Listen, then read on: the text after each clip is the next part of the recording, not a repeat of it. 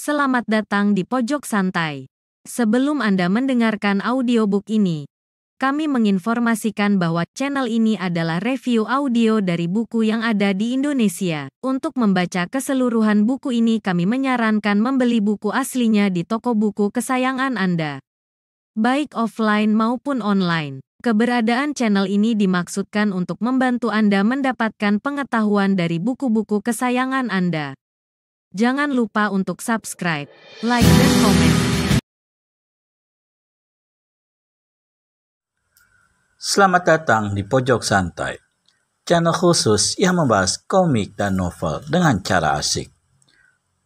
Pagar Alam dan Mayang anaknya merupakan penghibur jalanan dengan ilmu kesaktian mereka. Tak dinyana, ada yang mengganggu pertunjukan mereka. Siapakah yang mengganggu mereka? Yuk, langsung saja disimak video berikut ini.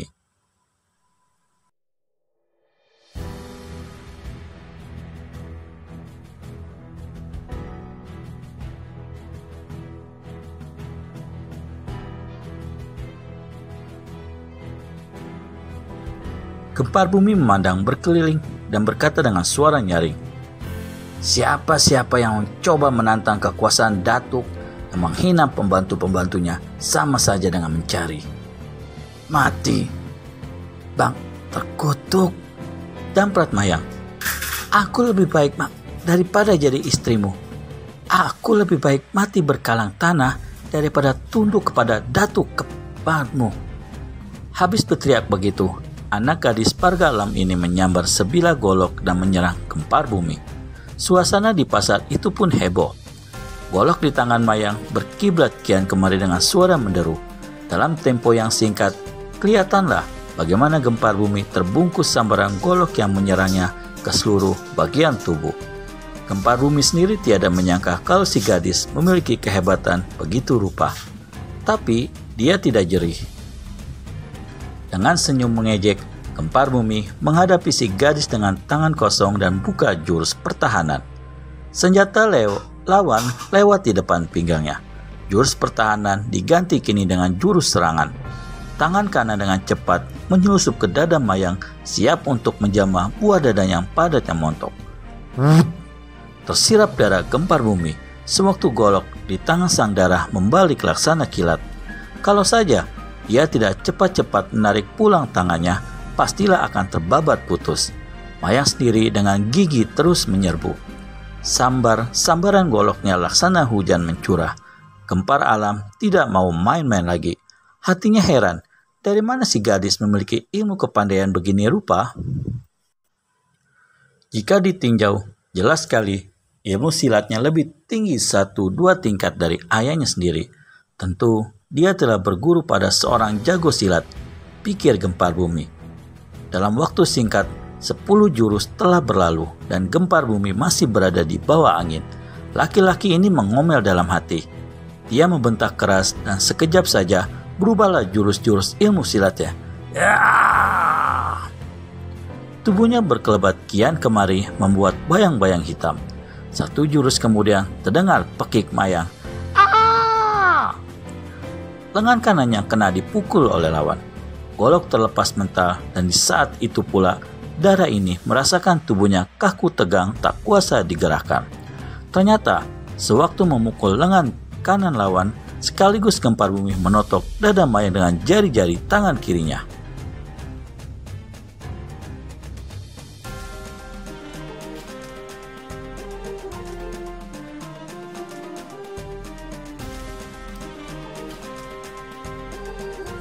"Manusia haram jadah, beranimu hanya sama perempuan," bentak Pagar Alam yang tergeletak duduk di tanah bersandar ke peti.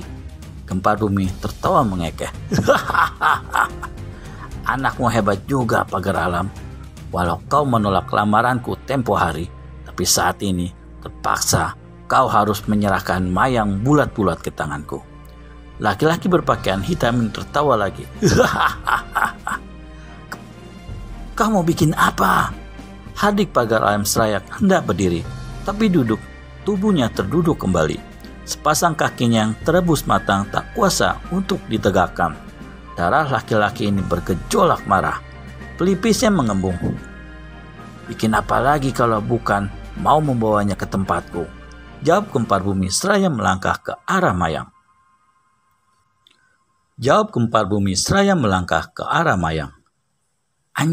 Baju hitam, kalau kau berani menjamah tubuhnya, kupecahkan kepalamu. Kempar Bumi menyeringai. Berdiri pun kau tak mampu, bagaimana membunuhku? Dan dia melangkah lagi mendekati Mayang. Tapi begitu tangannya diulurkan untuk meraih pinggang sang dara, tiba-tiba puk! Punggungnya dihantam orang dari belakang yang kerasnya cukup membuat Kempar Bumi mengkerenyitkan kulit kening kesakitan. Dia berpaling dengan cepat dan berkretekkanlah geram-geramnya. Ternyata yang meninju punggungnya tadi bukan lain anak laki-laki adik kecil Mayang. "Hei Buyung, berlalulah dari hadapanku, kau tak ingin kena tempelak," bentak Kempar Bumi. "Orang jahat, kalau kau berani membawa lari kakakku, aku akan..." "Kenapa?" Ternyata Kempar Bumi seraya bertolak pinggang. Si anak menjawab dengan menyerang marah. Tinjunya yang kecil tapi cukup keras dihantamkan ke perut Kempar Bumi. Tapi tentu saja Kempar Bumi bukan tandingan si Buyung kecil ini. Ditangkapnya lengan anak itu lalu dipuntirnya ke belakang hingga si anak menjerit-jerit kesakitan dan coba menendang paha Kempar Bumi dengan tumitnya. Kempar Bumi mendorongnya ke muka hingga hampir saja dia jatuh menyungkur tanah. Tiba-tiba si anak melihat golok yang dipakai kakaknya untuk menyerang Kempar Bumi. Dengan cepat dia membungkuk dan mengambil senjata itu lalu membalik menyerang Kempar Bumi kembali. "Tikus cilik tak tahu diuntung," maki Kempar Bumi. Dan sebelum senjata itu sampai ke dekat tubuhnya, tangan kanannya sudah bergerak. Plak! Si anak terpekik, bibirnya pecah dan berdarah, 2 buah giginya mencelat mental. Tubuhnya terpelanting 1 tombak dan menggelosur di tanah tanpa sadarkan diri. "Rendang, terima ini!" teriak pagar alam dengan amarah mendidih. Dijangkaunya keris yang terletak di atas peti lalu dilemparkannya ke arah Kempar Bumi. Senjata itu melesat mencari sasaran di batang leher Kempar Bumi. Yang diserang ganda tertawa. Setengah jengkal lagi, ujung keris akan menembus tenggorokannya. Laki-laki ini gerakan tangan kanannya. Dan sesaat kemudian, kelihatanlah bagaimana dengan mudahnya senjata itu dijepit di antara jari tengah dan jari telunjuk. Itulah ilmu menjepit senjata yang lihai. Semua orang yang menyaksikan hal ini sama leletkan lidah kagum.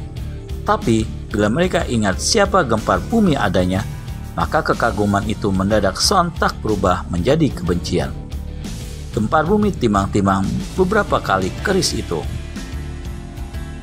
Tiba-tiba tangannya itu digerakkan dan senjata itu menancap di peti di mana pagar alam duduk bersandar. Hanya setengah senti dari telinga kirinya. Kempar Bumi tertawa gelak-gelak. "Jika tidak mengingat kau bapaknya Mayang, pasti sudah kutembus keningmu dengan senjata itu," katanya. Lalu dia menambahkan, "Tapi di lain hari, jika kau masih tidak tahu tingginya gunung Merapi dan dalamnya ngarai Sianok, aku tak akan ampuni jiwamu." Habis berkata demikian, Kempar Bumi melompat ke hadapan Mayang. Dan kini, tak satu orang pun yang bisa atau berani menolong gadis yang hendak dilarikan itu.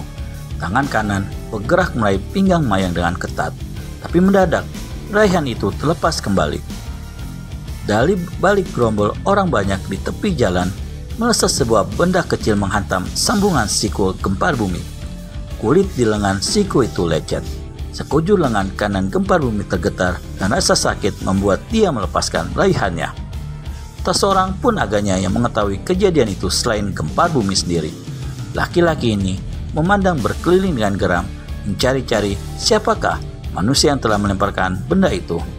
Tapi siapa yang hendak diduga di antara orang sebanyak itu? Dan ketika ditelitinya, ternyata benda kecil yang dipakai untuk menghantam tangannya itu adalah hanya sebutir kerikil yang besarnya tak sampai seujung jari kelingking.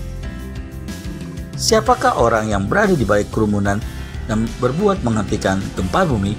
Temukan jawabannya di video selanjutnya hanya di channel Pojok Santai.